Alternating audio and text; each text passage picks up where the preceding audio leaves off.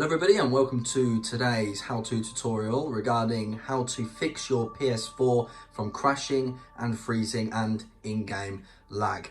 Now it's very important that you follow these step-by-step instructions, and this is for sure the most efficient and easiest ways to help and rebuild your PlayStation database.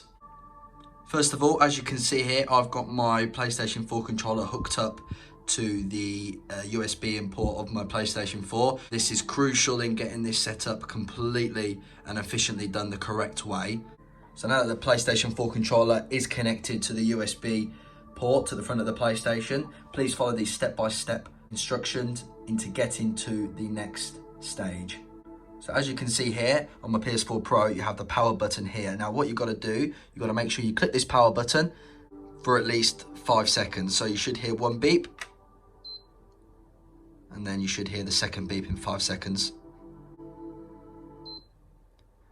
So as you can see here, once you have followed the step-by-step procedures, you will enter PlayStation safe mode. Now, as you can see, there are a couple options, 8 to be precise.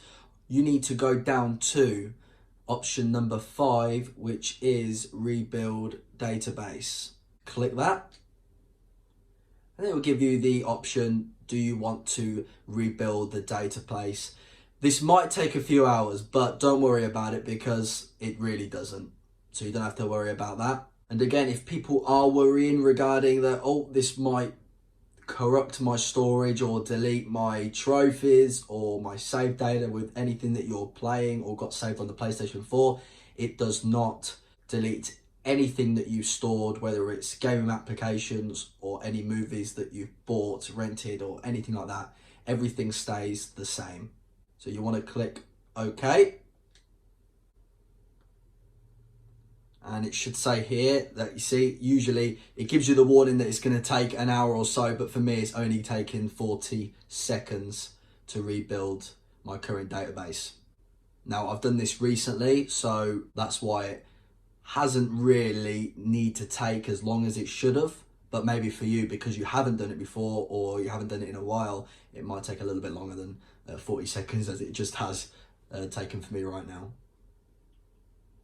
So as you can see, once the rebuilding of the database is completed, you should be taken to your home screen. So thank you very much for watching, guys. I hope this has helped. It sure as hell has helped for me and for many other people that have followed this procedure. Hopefully you're staying safe. Take care. See you next time. 14